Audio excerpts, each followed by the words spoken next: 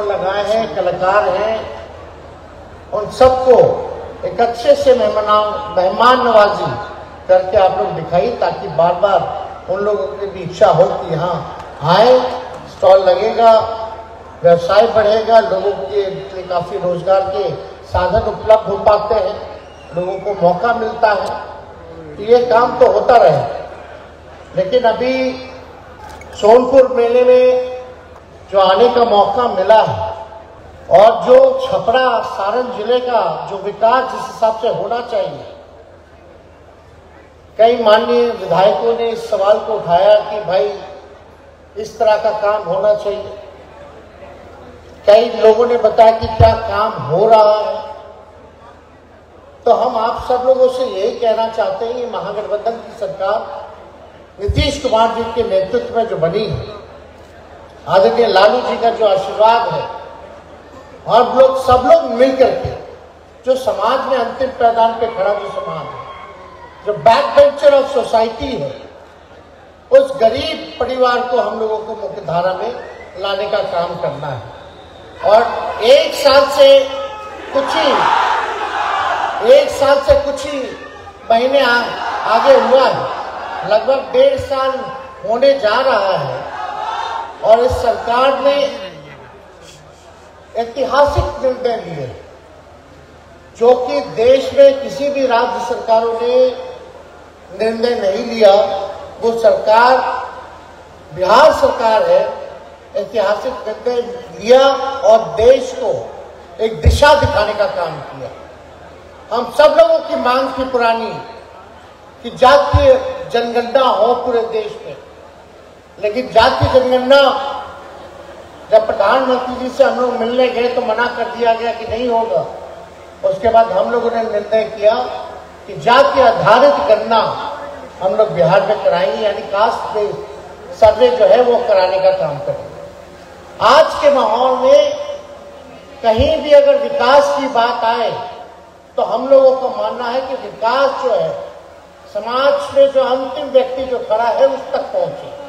उसके लिए बहुत जरूरी था कि आपके पास एक साइंटिफिक डेटा होना चाहिए, आखिर पता चलना चाहिए कि कौन सा परिवार, कौन सा व्यक्ति कितना गरीब है, क्या काम करता है, कौन भूमिहीन है, कौन भीख मांगने वाला है, कौन ठेला चलाने वाला है, कौन दिहाड़ी मजदूर है। तभी हम सरकार जो है उस प्रकार से योजना बना पाएंगे और उन लोगों को हम लोग लाभ पहुंचाने का काम करेंगे। इस सरकार ने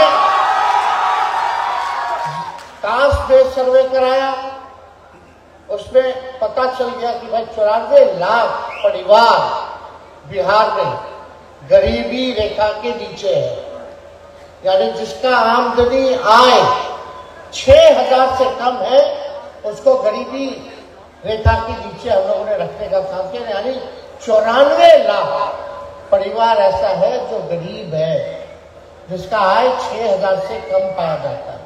और ये देखा गया कि गरीबी हर जाति में है, चाहे स्वर्ण जाति के लोग हो, गरीबी वहां भी पाई गई, गरीबी पिछड़ा समाज में भी पाया गया, गरीबी अति पिछड़ा समाज में भी पाया गया और SC ST में पाया गया। तो उस हिसाब से टोटल 94 लाख परिवार जो है उसका सामने आया और उस हिसाब से हम लोगों को अब उनके लिए योजना बनाना। अब ये बहुत जरूरी था ये सारा चीज पता होने का। तो ये जब आंकड़ा आया तो भारत सरकार के गृह मंत्री आए, मुजफ्फरपुर आए थे, बोले कि यादव लोग बढ़ा दिया। मेन मकसद था काम करने का कि भाई गरीब कौन है, और हम लोग का शुरू से ही मानना था कि गरीबी हर जाति में है और हमको गरीबी से उभारना है तो हमको चिन्हित करना पड़ेगा भाई कौन सा परिवार गरीब है, उनके लिए कल्याणकारी योजना लाए, क्योंकि ये सरकार सामाजिक न्याय के साथ साथ आर्थिक न्याय देने वाली भी सरकार है, इसलिए हमको सबके लिए काम करना है। लेकिन आते हैं जिनका जातिवाद सोच है, भाई हमको कहता है लोग जातिवाद, मेरी बीवी जो है वो ईसाई धर्म की है। अगर हम जातिवादी होते तो हम ईसाई धर्म में क्यों शादी करते? लेकिन ये बात कहने के लिए, लेकिन अमित शाह है, उन्होंने कहा कि यादव और मुसलमान का बढ़ा दिया गया। झूठ बोलना उन लोगों का काम है, हम लोगों का काम है केवल आप लोगों के लिए काम करना। अगर बढ़ाना होता तो माननीय मुख्यमंत्री जी कुर्मी समाज से आते हैं तो कुर्मी जाति को नहीं बढ़ा देते हैं। ये सब बकवास वाली बात है। और किस आधार पर बोल रहे हैं? आपके पास आंकड़ा कहाँ है? ये बिहारी है जहां पहली बार जाति आधारित सर्वे हुआ है, देश में और कहीं हुआ ही नहीं है। तो आप किस आंकड़े के साथ बोल रहे हैं कि बढ़ा दिया गया हो या घटा दिया गया हो? तो ये इन लोगों को पछता नहीं ना है। काम इन लोगों को कोई काम तो है नहीं। दिन रात आएंगे, इंटरमीडिएट वाला को 12वीं का भी पढ़ाई करवा देंगे। अमित शाह जी तो बोले थे ना 12वीं के बाद इंटरमीडिएट भी करा दें। तो जितना बुद्धि होगा उतना ही ना ज्ञान बांटेंगे भाई। तो ज्यादा कुछ हमको कहना नहीं।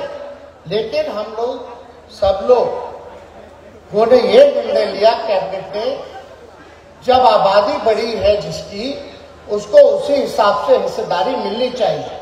और एक ऐतिहासिक काम हुआ, पिछड़ों का, अति पिछड़ों का, दलितों का और शेड्यूल्ड ट्राइब का हम लोगों ने आरक्षण को बढ़ाने का काम किया। तो आरक्षण लगभग जो है पहले 50 था, अब उसको 65% कर दिया गया और 10% सामान्य वर्ग का जैसे था वो वैसे, यानी 75%। देश में बिहार ऐसा राज्य है जहां इस काम को करके दिखाने का काम किया। इसमें क्या फायदा होगा? आप लोगों को जितने एजुकेशनल इंस्टीट्यूशंस थे वहां लाभ होगा उन गरीब परिवारों को। नौकरियों में, बहालियों में आरक्षण हो जाएगा तो उन लोगों को फायदा होगा। तो ये सारा काम जो है हुआ। और अभी हम लोगों ने कैबिनेट करके केंद्र सरकार को शेड्यूल 9 में रिकमेंड किया है कि इसको 9वीं अनुसूची में डाल दीजिए, ताकि इसके साथ कोई आरक्षण के साथ छेड़छाड़ भविष्य में ना कर सके। अब आप देखते हैं केंद्र सरकार करता है कि नहीं करता है, अनुसूची में, 9वीं अनुसूची में डालता है कि नहीं डालता, ये देखने वाली बात है। लेकिन इतना बड़ा काम हुआ है, सबके लिए हुआ है, सबके लिए काम कर रहा है। अब ये फैसला हुआ जो 94 लाख, ध्यान से सुनिएगा, जो 94 लाख जो गरीब परिवार है जिसके यहाँ नौकरी नहीं है, उसको राज्य सरकार जो है 2 लाख रुपया देने का काम करेगी उन परिवार को। और यही नहीं, जिसके पास अपना जमीन नहीं है, जिसके पास अपना जमीन नहीं है, उसको जमीन खरीदने के लिए 1 लाख रुपया देने का काम करें। और घर बनवाने के लिए, जमीन है, घर नहीं है, पक्का झोपड़ी में रहते हैं लोग, वैसे लोगों को 1,20,000 का मदद करेगी ताकि वो अपना कमरा पक्का बना सके।